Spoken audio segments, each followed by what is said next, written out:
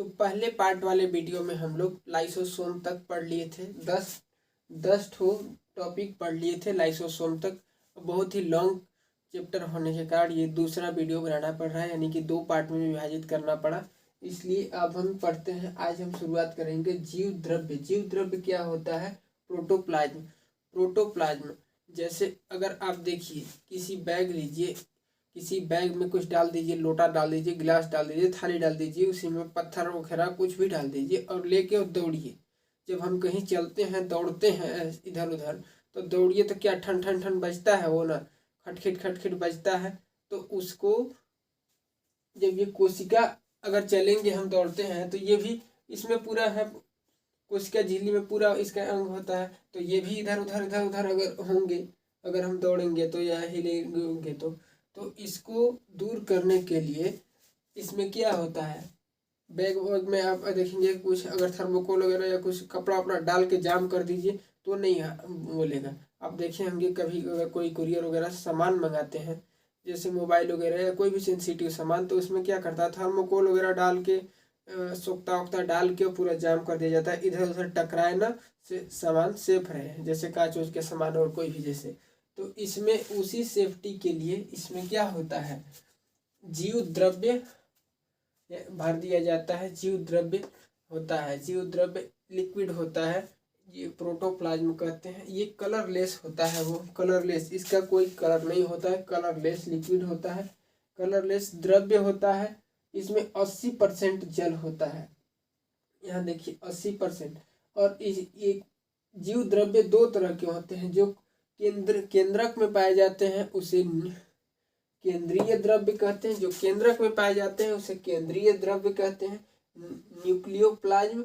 और जो कोशिका में जो केंद्रक से बाहर पाए जाते हैं कोशिका झिल्ली में पूरा, उसे कोशिका द्रव्य। कोशिका का बायोलॉजिकल नाम क्या था? साइटो, और द्रव्य का प्लाज्म, साइटोप्लाज्म, इंग्लिश में साइटोप्लाज्म कहते हैं, कोशिका द्रव्य। तो ये अब इसमें 80% जल की मात्रा होती है और 10% 20% अदर कुछ होते हैं। तो अगर 80% में 1% अगर जल की कमी होती है तो हमें क्या लगती है, हमें प्यास लगती है। और अगर 10% जल की कमी हो गई इसमें तो आदमी की मौत हो जाती है। समझिए, 1% अगर इसमें जल की मात्रा कमी हुई तो प्यास लगता है, और 10% अगर कमी हो गई तो आदमी मौत के घाट चला जाता है, यानी मर जाता है आदमी। तो ये आप समझ गए होंगे कि इसको बैलेंस बनाने के लिए, इधर उधर टकराने के लिए इसमें जीव द्रव्य यानी कि प्रोटोप्लाज्म बनाया गया है। कितना सिस्टम प्रकृति में बनाया है, ये आप देख सकते हैं, कितना बेहतरीन ढंग से सजाया। सिलिया एंड फ्लेजिला के बारे में, कि सिलिया एंड फ्लेजिला क्या होते हैं। तो सिलिया एंड फ्लेजिला आप देखेंगे कि कोशिका के जो बाहर होते हैं, बाल की तरह इनकी संरचना होती है और इनको इधर उधर चलने में मदद मिलती है, जिसके चलते अगर ये प्लेन रहता तो नहीं चल पाते। और अगर इसके संपर्क में कोई लिक्विड तरल पदार्थ आया तो उसे, चाहे विटामिन हो या कुछ भी चीज़ हो, तो उसे वो अवशोषित कर लेते हैं। ये सिलिया एंड फ्लेजिला। तो cilia and flagella only for animals, केवल वो जंतु में ही मिलते हैं, जैसे पेड़ पौधे में पादप में नहीं मिलते हैं, वो केवल जंतु में ही मिलते हैं। ये कि इसका आकार कैसा होता है, स्ट्रक्चर हेयर, बाल की तरह आकार होता है, इसका आकार बाल की तरह होता है। और ये कोशिका के बाहरी भाग में पाए जाते हैं, आउटर पार्ट में पाए जाते हैं। यहाँ देख सकते हैं ये स्ट्रक्चर है, स्ट्रक्चर में बाहरी भाग में पाए जाते हैं। अब ये देखेंगे कि ये जो सिलिया है, तो हम लोग फ्लेजिला, बड़ा जो बाल की तरह संरचना जो बड़ा वाला है उसे हम लोग फ्लेजिला कहते हैं, और जो छोटा आकार में होगा उसे सिलिया कहते हैं। तो चलिए, अब सिलिया एंड फ्लेजिला हम लोग समझ लिए। अब यहाँ देखते हैं प्लेस्टाइड यानी कि लवक। लवक क्या होते हैं? लवक, अब लवक में ये लवक जो होते हैं केवल प्लांट में पाए जाते हैं, जंतु में नहीं पाए जाते हैं। ये पादप में पाए जाते हैं, पादप कोशिका में। तो अब ये देख सकते हैं ओनली प्लांट्स, ये सबसे बड़ा होता है पौधों में। जो पादप कोशिका में होता है सबसे बड़ा जो होता है वो होता है लवक। लवक में अब होता है, लवक तीन तरह के होते हैं। एक होता है क्लोरोप्लास्ट, हरित लवक। क्लोरोप्लास्ट हरित लवक, जिसके कारण पेड़ पौधे के रंग और तना के, कुछ पौधे के तना भी देखे होंगे कि तो ग्रीन कलर का ही, हरा रंग का ही होता है, तो उसके कारण रंग हरा होता है और उसमें पर्ण हरित पाया जाता है जो भोजन बनाने के काम आता है। तो यहाँ अब देख सकते हैं कि क्लोरोप्लास्ट जो है हरित लवक, जिसे हिंदी में हरित लवक कहते हैं, ये पत्ती एवं तना में पाए जाते हैं एवं भोजन निर्माण का काम करते हैं। ये भोजन निर्माण का काम करते हैं। दूसरा है ल्यूकोप्लास्ट। ल्यूकोप्लास्ट जो है, सॉरी अर्डित लिखा गया है, अवर्णित होगा यहाँ पे।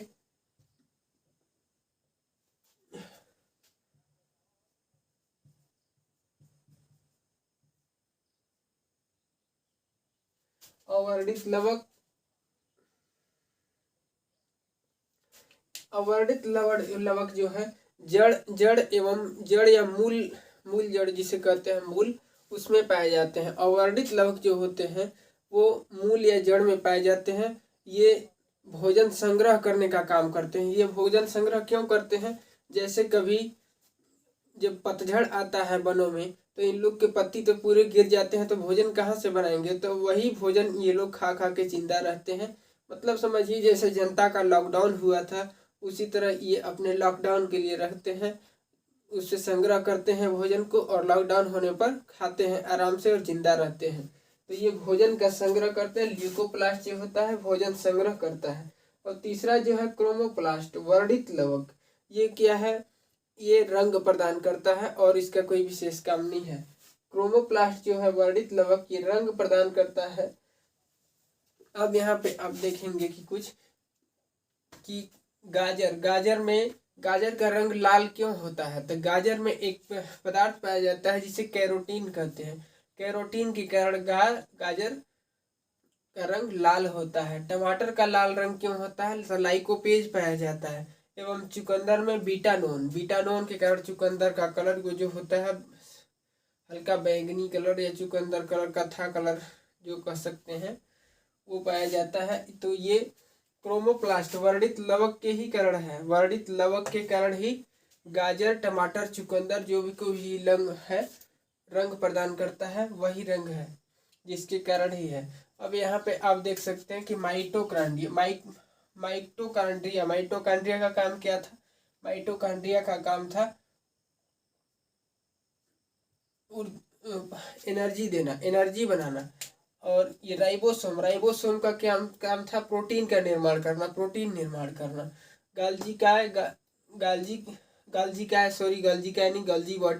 गाल्जी बॉडी का काम था पूरे शरीर में एनर्जी को मेंटेनेंस रखना, यानी कि परिवहन का काम करना। इंडोप्लाज्मिक रेक्टिकुलम, वॉक्यूल्स और लाइक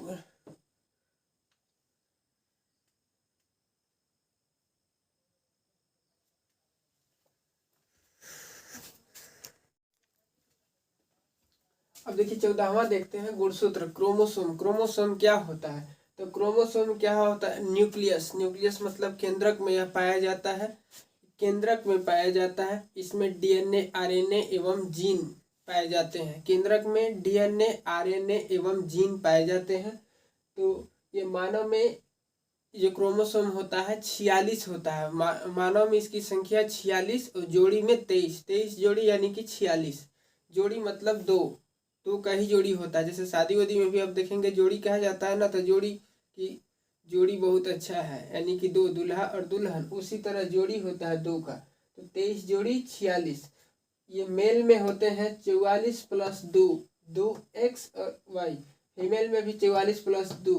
लेकिन ये जो अंतर इन लोग का है, मेल में एक्स और वाई 2 होते हैं, जबकि फीमेल में एक्स और एक्स दोनों सेम ही होते हैं।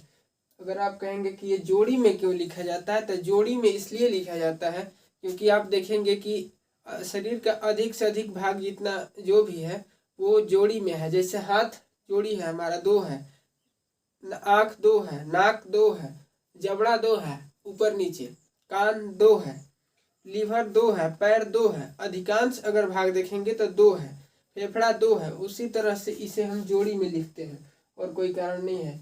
अब आपसे अगर कोई पूछे अगर एक कहता है कि कोशिका सबसे बड़ी अंग है, अरे सॉरी सबसे छोटी अंग है, तो ये बिल्कुल गलत है। कोशिका अंग नहीं है, कोशिका सबसे छोटी इकाई है। इकाई मतलब जिसे जो अपना काम स्वयं पूरा कर सके। तो कोशिका में आप देखेंगे कि कोशिका में पूरा काम करता है यहाँ पे माइटोकॉन्ड्रिया, राइबोसोम,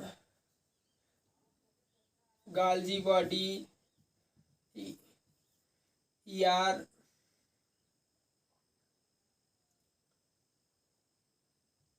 VCN, ये पूरा काम करता है, पूरा अपना काम कर लेता है। तो उसी तरह जो अपना पूरा काम समेट दे छोटा से छोटा में, उसे यूनिट कहते हैं हम लोग। इकाई मापते हैं, जिसे मापने की इकाई होता है उसे इकाई कहते हैं। तो सबसे छोटी अंग नहीं है, सबसे छोटी अंग नहीं है, बिल्कुल गलत है ये। और कोशिका जो है सबसे छोटी इकाई है। अब आप क्रोमोसोम कहेंगे, क्रोमोसोम देखिए इसी तरह का होता है। क्रोमोसोम का आकार जो है, जो सूक्ष्मदर्शी से देखा जाता है, वो इसी तरह का है। इसको अगर आप और फैलाइएगा ना, और फैलाइएगा, यहाँ पे आप देखिएगा कि अपने शरीर से कहीं से भी एक सुई मार के निकालिएगा, अगर उसके सुई के नोक पर भी निकालिएगा तो कम से कम 8 से 10 कोशिका उस पर आएंगे। तो आप ऐसे नंगे आंखों से तो नहीं देख सकते हैं उसे, तो नंगे आंखों से नहीं देख सकते हैं तो उसे आप सूक्ष्मदर्शी बाइस्कोप लगाना होगा।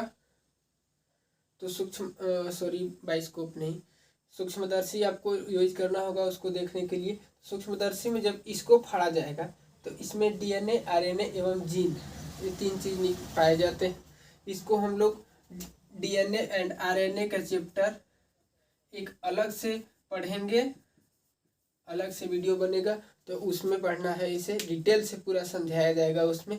अभी इसे डिटेल बहुत लॉन्ग वीडियो हो जाएगा, क्योंकि अभी कोशिका का पार्ट 2 ही चल रहा है, कोशिका ही नहीं समाप्त हुआ है। अगर DNA इसी में बताने लगेंगे तो और भी ज़्यादा लंबा हो जाएगा वीडियो। इसलिए ये क्रोमोसोम का आकार आप देख लीजिए, और गुणसूत्र जो होते हैं, माइटोकॉन्ड्रिया, ये सब आप समझ ही चुके हैं। चलिए अब हम यहाँ पे समझते हैं कि एनिमल सेल और प्लांट सेल, एनिमल सेल और प्लांट सेल में क्या क्या अंतर है, क्या है इसमें, क्या है इसमें नहीं है, और क्या दोनों में सेम है। यही चीज़ हम देखने जा रहे हैं, आपको समझाने जा रहे हैं।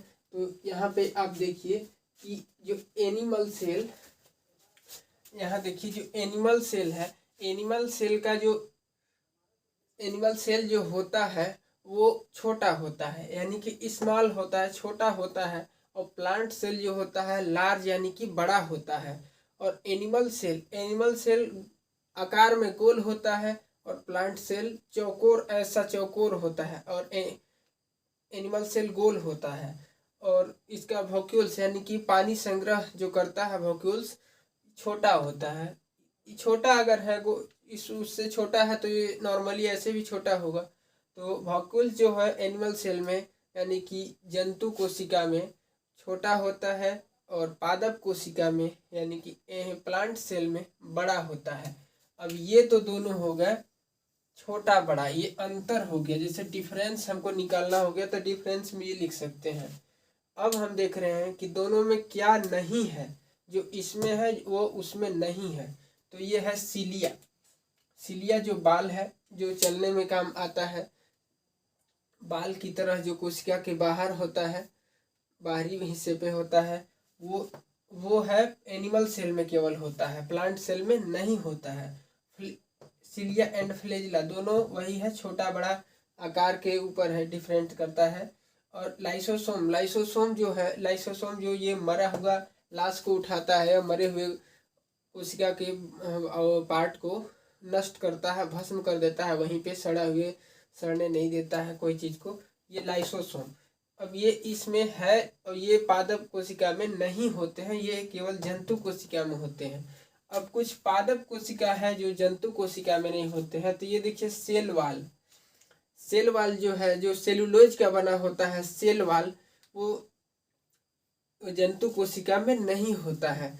सेल वाल जो है वो जो सुरक्षा प्रदान करता है और सेलुलोज का बना होता है। अब हो गया पेलेस्टाइड। तो पेलेस्टाइड प्लास्टाइड भी इसमें नहीं होता है, प्लास्टाइड नहीं होता है। क्लोरोप्लास्ट, क्लोरोप्लास्ट जिससे भोजन बनाता है, या हरित लवक जिसे हिंदी में कहते हैं, क्लोरोप्लास्ट, क्लोरोप्लास्ट की सहायता से ये भोजन, पेड़ पौधे भोजन बनाते हैं। उसके चलते पत्तियां और क्या कहते हैं, क्लोरोप्लास्ट में पर्णहरित होता है जिससे पत्तियां और तना हरे रंग के होते हैं। तो ये तीन इसमें जो होता है इसमें नहीं होता है, और ये तीन इसमें होता है वो इसमें नहीं होता है, बस यही ध्यान देना है। और अब हम देखें कि दोनों में क्या होता है। यहाँ पे ये देखिए कि ये जो लाइन गया है ये एनिमल सेल का है, और ये जो है ये ब्लू वाला जो लाइन है वो है प्लांट सेल का। अब ये जो दोनों में है तो दोनों पार्ट हम दिखा दिए, इसमें कोई दिक्कत है तो चलिए, नहीं दिक्कत है तो इसमें यानी यहाँ लिखा हुआ है बोथ, यानी कि दोनों में पाया जाता है वो बोथ, दोनों में। तो झिल्ली, झिल्ली रहे जो सेल झिल्ली रहेगा, अगर रहेगा तब ना झिल्लिए में ना सब उसके पार्ट रहेंगे, झिल्ली थैला में ही ना रहेंगे। तो थैला दोनों के होता है, दोनों का थैला होता है। माइटोकॉन्ड्रिया क्या बनाता है, एनर्जी देता है, एनर्जी निर्माण करता है। तो एनर्जी को दोनों की आवश्यकता है, बिना एनर्जी के नहीं चल पाएंगे।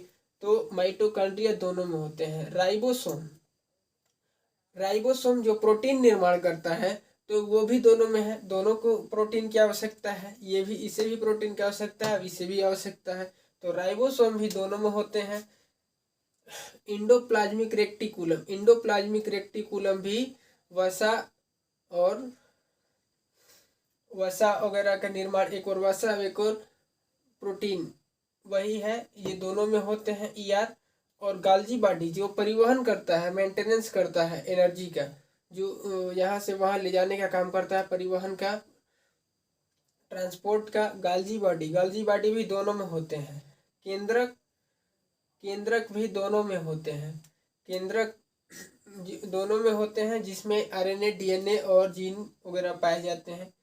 और सेंट्रोसोम, सेंट्रोसोम यानी कि कोशिका विभाजन जो करता है, जो विभाजन करता है उसे सेंट्रोसोम, विभाजन दोनों में होता है। ये बात है कि ये जो प्लांट सेल है वो धड़ाधड़ बहुत जल्दी कर लेता है, और ये है वो कुछ समय लगता है इसे करने में। तो ये आप पूरा समझ गए होंगे कि सेंट्रोसोम का विभाजन का काम है। केंद्रक, केंद्रक पूरा नियंत्रण करता है सब पे, और केंद्रक में डीएनए, आरएनए एवं जीन पाए जाते हैं।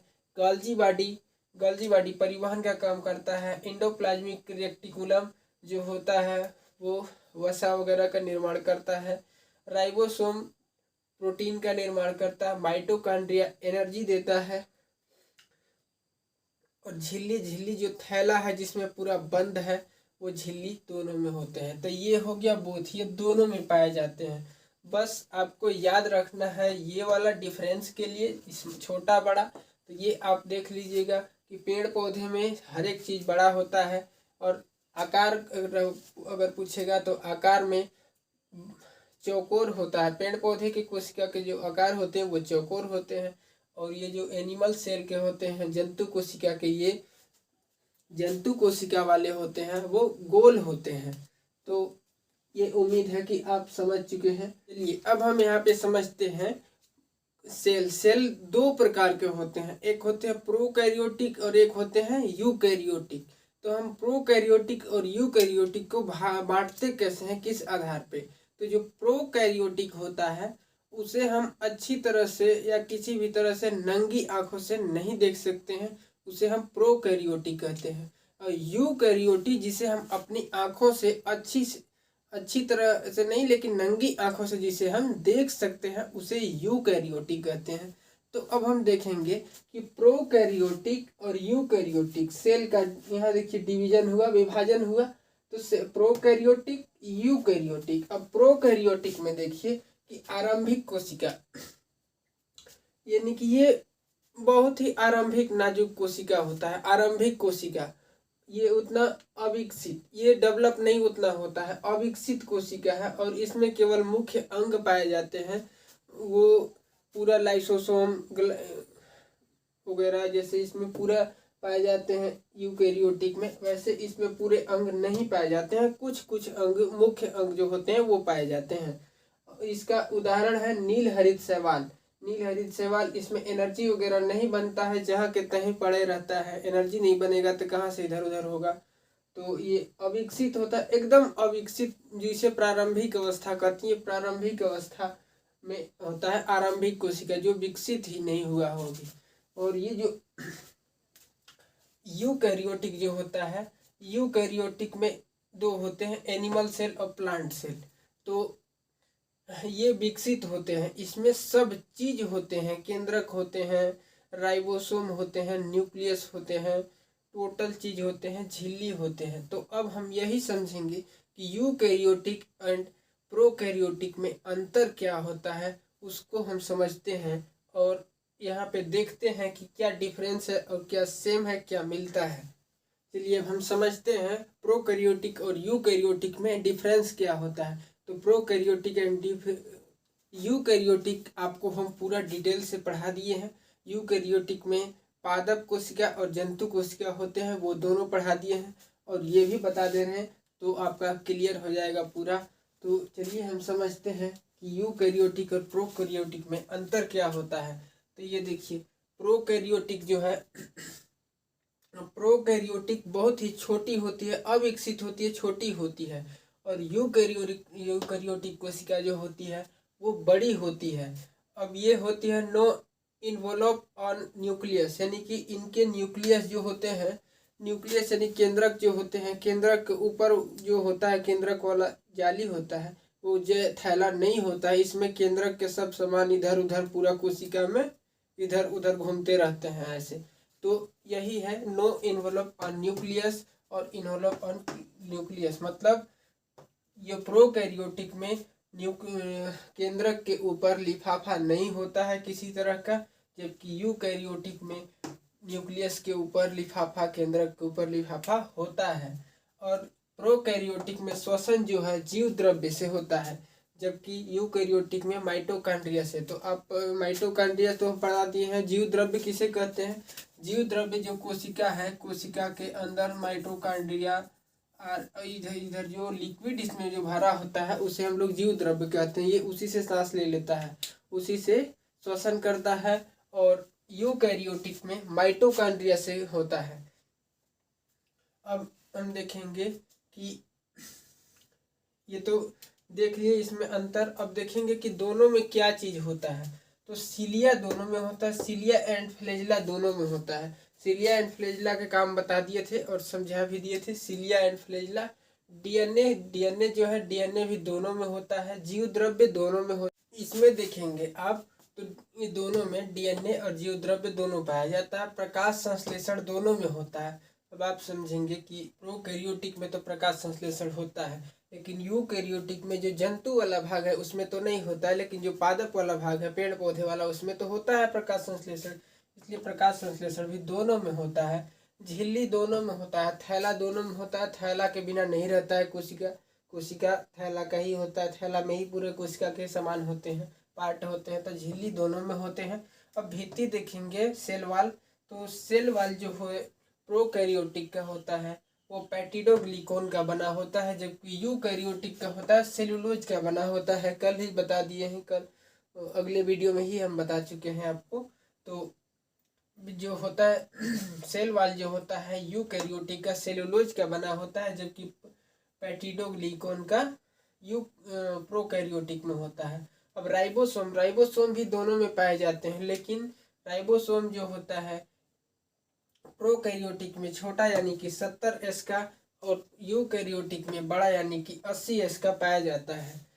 राइबोसोम प्रोटीन निर्माण करता है, इसमें 80S यानी ज़्यादा, 70S यानी कम निर्माण करता है। ऐसे भी ये अविकसित कोशिका है या प्रारंभिक कोशिका कह सकते हैं। तो ये है। अब ये देखिए कि यूकैरियोटिक में और अधिक क्या पाए जाते हैं। तो यूकैरियोटिक में माइटोकॉन्ड्रिया, गाल्जी बॉडी, सेंट्रोसोम और लाइसोसोम, ये जो है अधिक पाए जाते हैं। तो आपसे अगर कोई पूछेगा कि ये जो दो प्रोकैरियोटिक और यूकैरियोटिक दोनों जो हैं, तो प्रोकैरियोटिक में रिप्रोडक्शन अगर दोनों में साथ से हो, तो सबसे पहले या सबसे ज़्यादा विभाजन या कोशिका कौन बनाएगा सबसे ज़्यादा।